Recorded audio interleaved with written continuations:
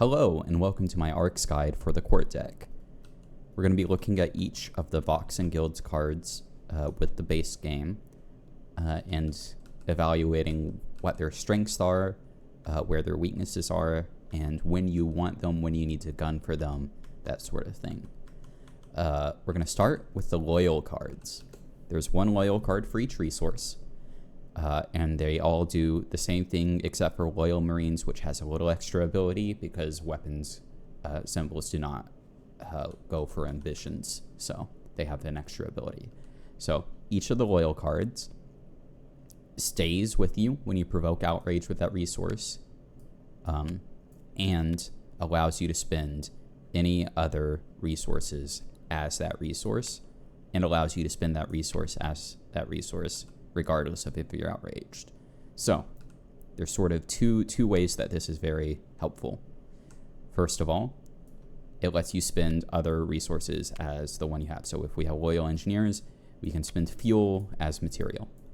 This can come in handy, especially with the relics, fuel, and psionics, to lump in a lot of different actions as if you had just a full set of material or something like that. If someone's blocking you out of material, you can use Loyal Engineer to use another resource as material.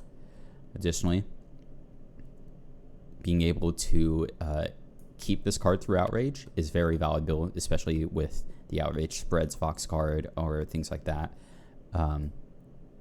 It just gives you that extra material symbol, but also allows you to keep on using that material's action even though you're outraged. Which is very nice to basically be able to attack cities on materials planets, or whichever one of these planets you have the card for, without fear of losing too much. You'll still lose your material resources and your other material cards, but you won't lose Loyal Engineers, and same for the rest. And then additionally, Loyal Marines has a Prelude ability that allows you to discard that card to place 3 ships in a system you control. This is a pretty common ability with the weapons cards. That's just given to them since they do not contribute to an ambition, to give them a little bit of a boost to keep up with the rest of the cards. I could definitely see using that with Loyal Marines towards the last round, last chapter, when it's more important to defend than preemptively strike, or if you know that you're not going to outrage weapons, then it might be worthwhile to discard it for those 3 ships. Next up, we have the unions. There is 1 union for each suit of action card. So there's the admin union, the spacing union, the arms union, and the construction union. Each of these does the same thing for their suit. You play the card during your prelude next to a face-up card of the matching suits, and then at the end of the round, once everyone has played their card, you will take that card to your hand instead of it being discarded. It can be played on your own card or on other players' cards. So if I played this Administration 1, I could immediately use my Admin Union on it because it's during the prelude, which of course is after you play a face-up card. It can be only played on face-up cards because obviously it is not public knowledge what suit the face-down cards are. These are all really good. Getting card advantage in this game is really good. Basically, each of these allows you to seize the initiative once per round without losing any of the card advantage, but also having the additional ability of you get extra pips. And even if you don't seize an initiative, you get a round to yourself at the end of the chapter where you get to do things without fear of other players taking actions and stealing things from you. Next, we're going to look at Farseers, which I have next to the unions here because it also plays with card advantage.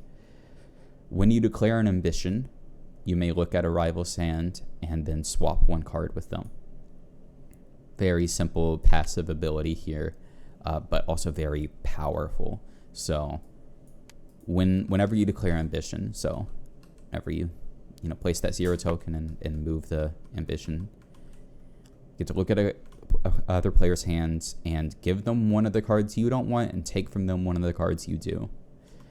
This can be very useful with blocking another player from aggression, from securing, from building even, as well as it can be useful for kind of milling a bad hand you have.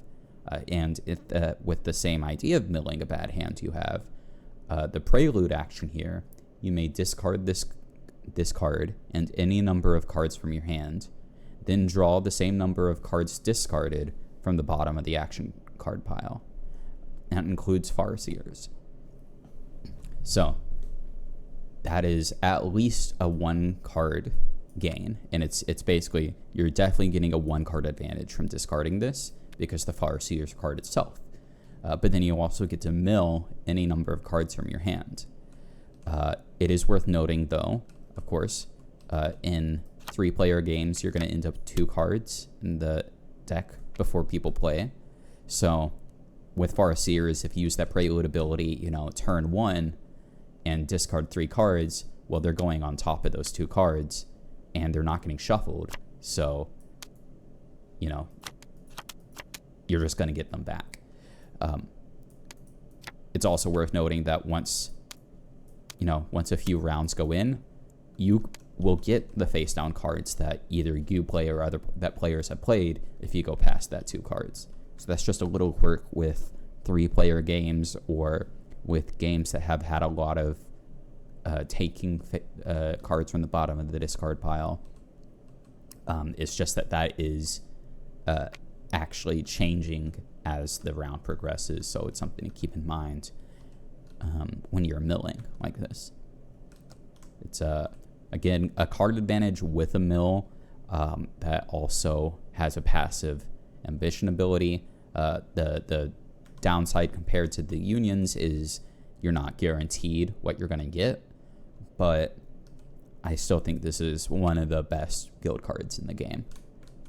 Next up, we have the interest cards. So there are 2 interest cards. There's mining interest and shipping interest. And they do the same thing for material and fuel. So they both have a replacement action. So mining interest has manufacture, shipping interest has synthesize, and they both, as a build action, gain 1 of that resource. Can be very valuable in securing Tycoon with construction cards when you're low on administration cards, or even if you have administration cards. I know it's easy to play a construction card with 4 pips and not get to use all of them, so these add an outlet for your build actions that you may otherwise not be able to do. It's worth also noting that materials are a build action, so if you have a lot of materials, you can convert some of those to fuel with the shipping interest card, because you can play the material, take a build action, and gain a fuel. Do note that when you play a resource to take an action, those resources do not return to the supply until after your prelude. So if you played a material to gain a material, the material you gain cannot be the one you played. Just for any weird quirks or loops or interactions you thought may apply, that would not. Then, their prelude action, you may discard this card to gain material or fuel up to the number of empty resource slots on your board. If the fuel or material supply empties, steal it instead. This is incredibly good, especially with some card advantage having around to yourself, as your last action, filling up your sheet with just 5 fuel. You get to take the fuel from the supply, and then once it runs out, you get to take it from the other players. So you're guaranteed, if you have 5 empty slots, you're guaranteed 5 fuel regardless of what other players have. That means that you have 5 icons for Tycoon, regardless. Now, that all depends, of course, on what your empty slots look like. If you want to keep these other resources, then you only get 2, So It can be tempting to hold off on these until you're stealing, but I think it's actually very valuable, especially in combo with the loyal cards, to use it even when you're only taking from the supply, because if you get a inventory full of fuel, but you also have loyal empaths, you can then use that fuel as psionic, etc., etc. Next, we have the cartels. The cartels move the supply onto the cartel card. That's, first of all, a huge thing, because the supply, while you can't use those materials as if you own them, they do count as you having those materials for all other reasons. So anything that asks for the number of materials symbols you have includes every single token on the supply, on that cartel, including the ambitions. After scoring, rivals discard all of their material or fuel. So at the end of the chapter, after scoring, regardless of what was scored, all of your rivals have to discard all of their material and fuel. This is just so nice for, it gives you advantage on Tycoon, and then it also makes sure other players keep on having to build up their material. They can't just, hoard all of it and then keep you from Tycoon. And then they each have a prelude action of discard this card to steal one of the material or fuel. This I see mostly as an action to get rid of the cartel before someone steals it.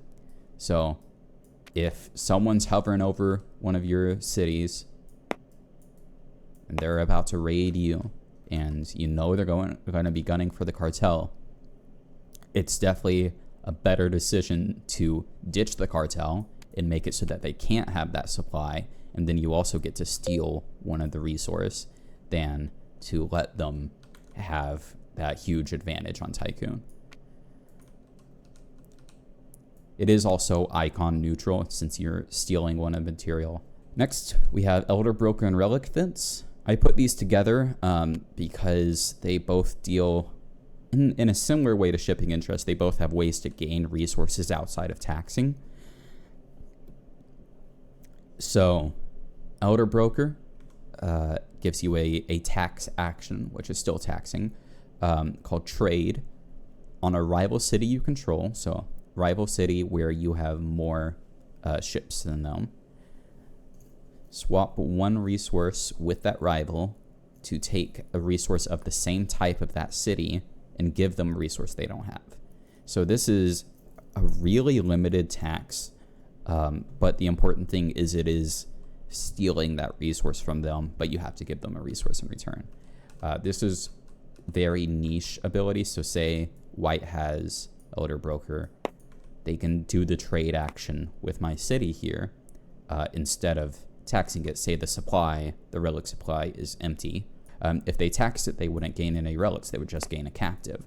But they can take the trade action with me, and say I have a few of the relics, and take a relic from me and give me a weapons and get the advantage on Keeper. It's a very niche action. You don't gain captives with it, and it's limited to this to the resource of the planet you're on. So I don't see it being used that often, but it can win the game in a very niche circumstance. But then its prelude ability is quite good. You may discard this to gain one material, one fuel, and one weapon. Just gaining 3 resources at any time is good, but then those 3 resources being material, fuel, and weapon. Material and fuel both give you access to Tycoon. That's two icons towards Tycoon. But also, material, fuel, and weapon all combo together really well. Fuel with material to move and then build. Fuel and weapon to move and attack. And even material and weapon to build and defense and attack. So that's a very good prelude ability. I see this card discarded immediately very often, or kept for only its relic icon sometimes. It's a pretty situational card, but it can be very, very useful. Relic Fence, very simple. Prelude, once per turn during the Prelude, you may discard one of your resources to gain one relic. So you just swap your resources for relics. It's a very simple ability. It's not, amazing. It's not going to change the game, but it can keep you in the lead for Keeper the entire game, just taxing weapons or taxing fuel, swapping them for relics, and you'll always have relics. Additionally, it'll always give you the ability to secure, because you gain that relic. It's still the Prelude. You can immediately spend it to secure. So it can also be used to have a surprise sort of secure from the court sort of thing. Next, we're going to look at Secret Order and Galactic Bards. They both deal with declaring ambitions. Secret Order, when you declare Keeper or Empath, do not place the 0 marker. This is really good. So first of all, if we go and look at the board distribution, psionics are pretty rare. There's only 4 slots for them on the game. This psionic is almost always covered up by a star base at the start of the game due to the setups.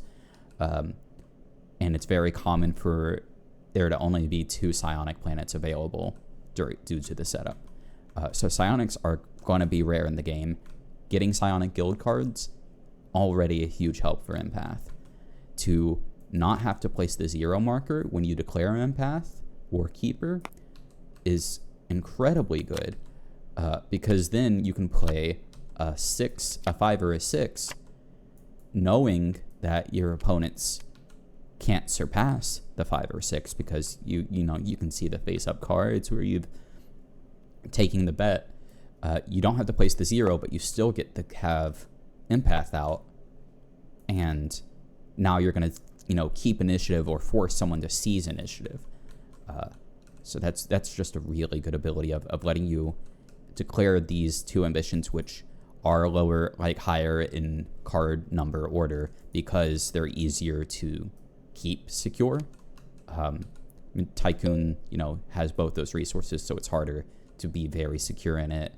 Tyrant and Warlord are, on the board sort of things, where Keeper and Empath, it's very easy to just maintain dominance in those.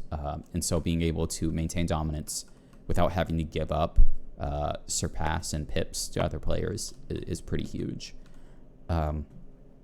Galactic Bards allows you to declare ambition whenever you play a face-up card, even when you're not the player with initiative. So when you surpass or pivot, before you take any actions, that means resource actions as well, you may declare ambition on your played card as long as an ambition has not yet been declared this round. You do not place the 0 marker when you do. So, say I'm really wanting Warlord to come out, but also I have a lot of 4s, so I know I'm not going to get initiative unless I seize it. Well, I can declare ambition even without being that first player with Galactic Bards, get Warlord out, and get points. I think Galactic Bards is one of the best cards in the game. The only downside is it is a single key card, so it is pretty easy to be stolen, and does not have a Prelude discard ability, so you can't block someone from stealing it from you by just discarding it into the deck. So when you have Galactic Bards or other single key cards, and even double and triple key cards, you should be defensive of. But the single key cards specifically, you're going to have to play a lot more defensively. We're going to do the Vox cards last. So next we're looking at Gatekeepers and Skirmishers. I have these together because they're both battle cards. Gatekeepers, when you battle in a gate, you may collect 2 more dice. And then as a prelude action, you may discard this card to place 1 ship in each gate. Both of those abilities are really good. Battling in gates, they're not amazing because you cannot raid unless you're in the same system as someone's structure, or if they have no structures, then you can raid from their ships. But you know, if you want to open up catapult lanes, or even just capture some units for Warlord, you will battle in gates inevitably. So collect 2 more dice. They don't have to be the same as what you've already collected. So say you collected, you know, 2 blue dice for your ships, you can still collect, you know, a red and a blue dice. They don't have to match the dice you've already collected, because it's as if you just had 2 more ships. And then you get to roll for those, you know. And then the Prelude ability is really good because, you know, depending on number of players, it's either 4 or 5 ships. But it also, any of those empty gates, it immediately blocks other players' catapult moves across the entire board, which is extremely strong, especially if you do use that Prelude early in the game. You can have complete dominance on movement in the game and force other players to come and fight you before they can place structures on planets outside of their sector. Skirmishers is after you roll in battle, you may re-roll a number of skirmish dice up to your total weapons icons from resources and cards. So skirmish dice are your blue dice. It is a weapons icon, so you are guaranteed to have at least 1 re-roll from skirmishers. And then if you tax weapons resources or take the weapons cards on the deck, that's just even more. And so it basically makes these, the blue dice, the skirmish dice, which are the safest, but also they have a 50% chance of not hitting, and upgrades them a little bit, because then if they don't hit, you get another roll in them. So I think that makes them like a 75% chance of hitting instead of 50 when you re-roll a dice. And so it essentially, if you take skirmishers, you don't need to collect red dice unless you're really going for a very extreme play. Additionally, skirmishers has the Prelude ability of you may discard this card to place 3 ships in a system you control. It's that standard weapons guild card ability. It just lets you get more ships out onto the board outside of a build action. Also could be very valuable. Next, we'll look at Sworn Guardians and Silver Tongues. Both these have to do with stealing, but in opposite ways. Sworn Guardians, rivals cannot steal your resources or other guild cards. They have to steal Sworn Guardians first. This is very valuable with some interactions. It's very valuable in general. It basically adds a 1 key cost to everything else. But it's not the biggest thing. Like if you're raiding with 2 ships, that takes your expected keys from, I think, 2 or 3 back down to 1 or 2. See, with this roll, I could only steal 1 key's worth of things because I'd have to steal Sworn Guardians first. And then the second ability here is if this card is stolen, bury it, which means it's placed on the bottom of the court deck. So when other players, when it uses its ability of costing an extra key to other players, they don't even get this card. They have to bury it in the court deck. And it might come up again later if you go through the entire court deck. A very important interaction, though, is Sworn Guardians completely blocks mining interest and shipping interest from stealing from you. They can't steal your resources. They have to steal this first and then spend by spending the keys for it. And these can't steal guild cards. So that's very, very valuable. And if those are out and you're afraid of Tycoon getting stolen from you, Sworn Guardians can protect you from those interest cards. Then we have Silver Tongues, which is in a way the opposite. It's very, very simple. Prelude, you may discard this card to steal a guild card or a resource. You just immediately steal 1 card, ignoring its key cost from another player. Again, Sworn Guardians does protect you from this because they would have to steal Sworn Guardians before they steal anything else, which would then bury it, and it makes it just not worthwhile a lot of the time. Usually, with Silver Tongues, you see people stealing the loyal cards or the cartels or even galactic guards or secret order, those really high value cards that will change like a full ambition's worth of icons.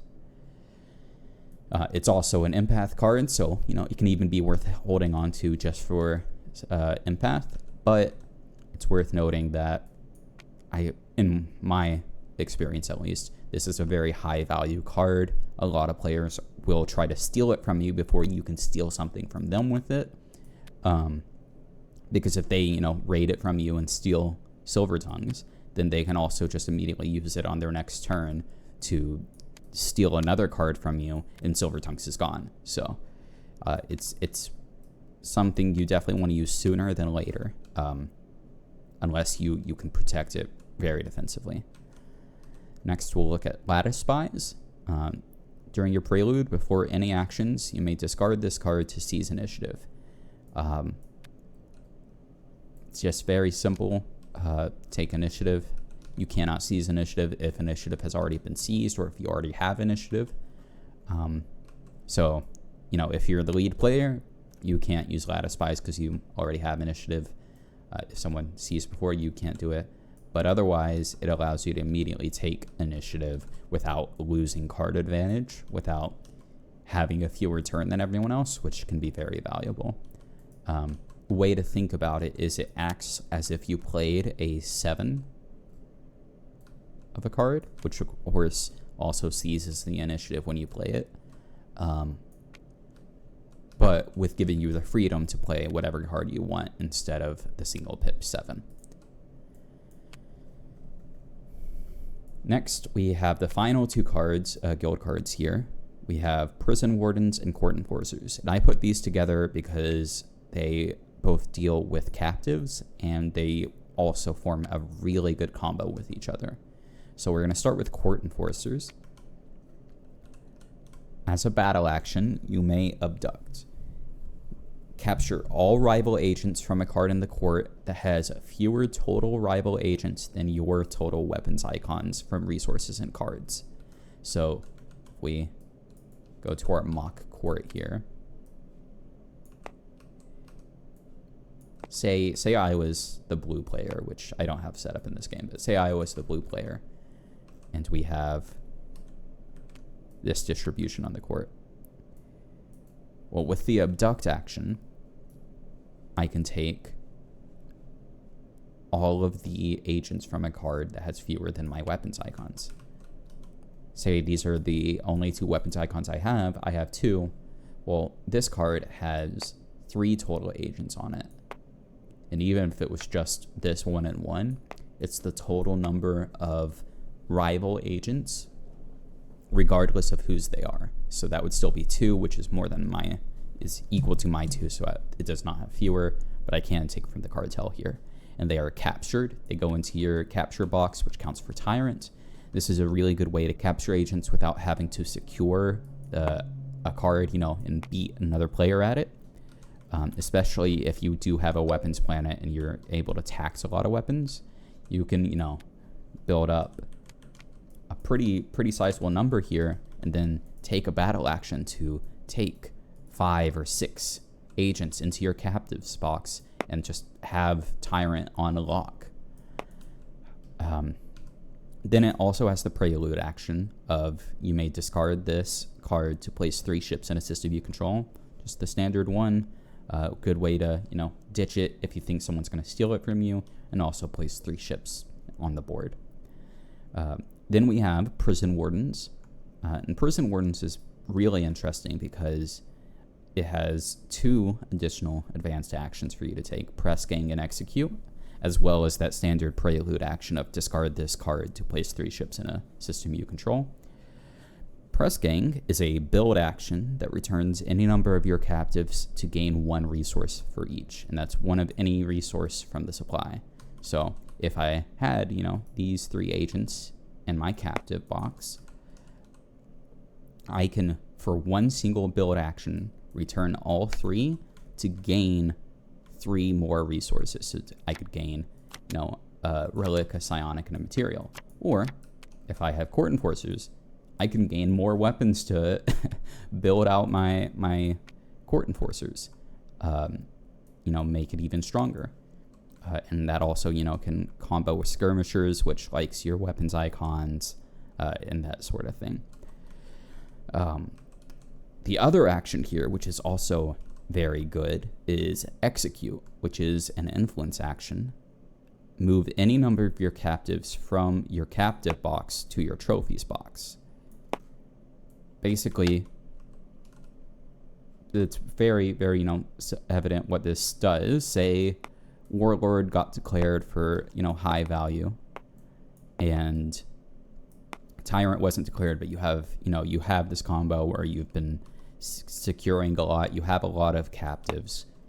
Well, those captives do nothing for you without Tyrant. You can execute, and it's just a single action execute to move every single unit from your captives to your trophies and immediately have advantage on that. These two work really well together to dominate the court deck, because you're removing those agents from the court deck. You can then also, influence on top of them. And say two other players have been fighting for mining interest all game. You take all of those agents, and then you put your agents on top. All of a sudden, all of their effort towards it was for nothing for them, and you have some captives, and you can now take mining interest. These also work really well with psionics. It's worth noting that all of these advanced actions, including the ones from the other cards we looked at, work with resources. So I can use a weapons icon to allow myself to use the abduct action on an administration card, because the weapons icon lets me battle, and this is a battle action. Or I can use a material to do press gang, because this is a build action. I can use psionic to execute in the prelude if I wanted to. And so it's very important to keep that in mind, that your resources can let you do some crazy combos with these card actions. Now we'll look at the Vox cards. So the guild cards, they stay with you, they count towards ambitions. The Vox cards are one-off events that give you some ability or power when you secure the card. So we're going to start with outrage spreads. Choose one type of outrage, one of your resources, or one of the resources on the board. Each player, including yourself, must provoke outrage of that type. This is crazy, especially early game. You can just say you can block people out of one of the resources for the entire game of being able to use it. So say you choose fuel, no one can use fuel anymore to move across the board. In addition, it also will make them discard all of their non-loyal guilds of that color. So if people have, if someone has a really good relic combo with like Sworn Guardians protecting them, you can declare Relic Outrage. Suddenly all of their relic cards are gone from the game. Now this does also include you, so you're going to want to choose a kind of outrage that doesn't hurt you too much. Usually not one of the ones that you're planning on taxing a lot, or if you are, something you already have a loyal card for, because say you secure this and you have loyal engineers or loyal empaths, you can make everyone outrage psionic, and then now you're the only one with a psionic symbol, so everyone else has to scramble to tax psionics, which, as we went over before, is pretty hard to do with a lot of the board setup. Steal from you or dig through the court deck for more psionic guild cards.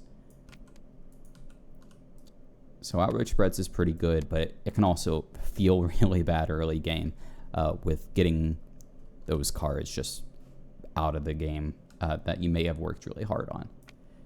Next, we have populist demands. When it's secured, declare any ambition. An ambition marker must be available, and then discard the card.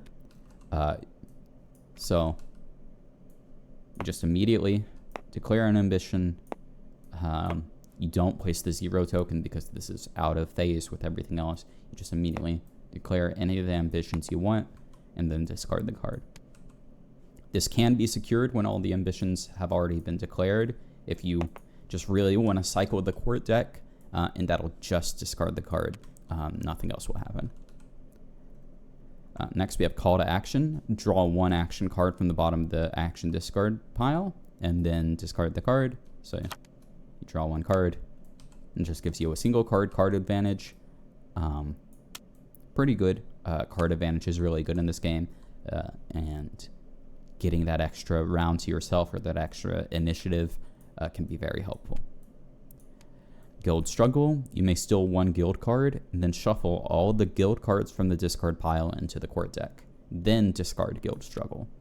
It's worth noting that only shuffles back in guild cards. It doesn't shuffle back in Vox cards, so you can secure this and feel safe that outrage spreads won't come out again or something like that. And this works identically to Silver Tongues in that you can steal any guild card. Though if a player has Sworn Guardians, you have to steal Sworn Guardians first before you would be able to steal any of their other cards, so they're effectively protected from guild struggle. Song of Freedom. You may return any 1 city you control to its player board. If you do, seize the initiative. So this is, good for a few reasons. First of all, seizing initiative, always great. Second, you can return a city to the board instead of destroying it, because if you've gone over the scoring with the scoring guide, you'll know that once people have these bonus points out, it's going to take a whole round to cover them up, because even once those cities are destroyed, they're going to a trophies box instead of back on top of those bonus points.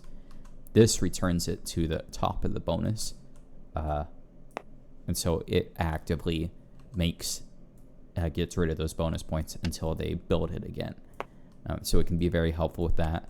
You do have to control the system though, so you have to figure out a way to control someone's system to return that city, but it can be a big setback. And then you also get the initiative. Very, very valuable to get initiative with that if you can get that combo. You may even find that it's worthwhile. If you say you have a construction card or something, it's worthwhile to return your own city to seize initiative, and then you can use a material or whatever later to place that city back down again, and you'll also have gained initiative from that. Finally, last card we'll look at is Mass Uprising. Choose a cluster on the map and place 1 ship in each system of that cluster. Very, very simple. It just gives you 4 ships on the map in a cluster, and they're all next to each other, which is usually pretty nice. It is worth, when you're thinking about where you're placing it, worth noting that it's going to block catapult movements, in the gates. It can also give you some, raid ability. Say, if I was white and I had no ships in this system, placing 1 in each, now I have a ship that can raid the starport, and I can pretty easily move in with 1 or 2 move actions, move in some more ships. I have this gate blocked off so they can't reinforce, that sort of thing. It's not, none of the Vox cards I would say are amazing need to get cards, except for maybe Guild Struggle, just because Guild Struggle could be a sort of, I need to get this to make sure that other players don't use it on me. But besides that, I would call the Vox cards their own sort of league of situational and less valuable in general than Guild cards, because Guild cards give you the icons. Their abilities generally are a little bit better, or at least more persistent, and stick with you. So that's the quick guide to the Guild and Vox cards.